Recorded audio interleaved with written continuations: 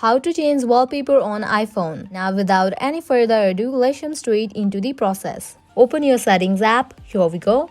Scroll down, head towards this option of wallpaper, open it. Tap on this option of add new wallpaper.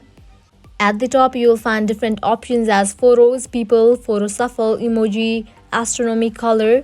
From here you can choose any of the options, or also you can just scroll down, you will find those options over here as well. Now all you have to do is go to the section from which you want to add a wallpaper. Here I'm gonna select from collections.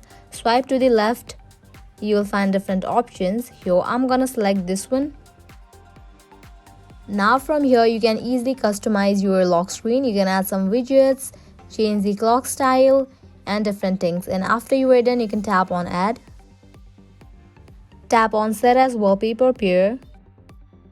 Now you can just close this app and check it out, and here you can see that I just changed my wallpaper. This is how you can easily change wallpaper on iPhone. This was it. If you find this video helpful, at the end make sure to like, share and subscribe. Thank you.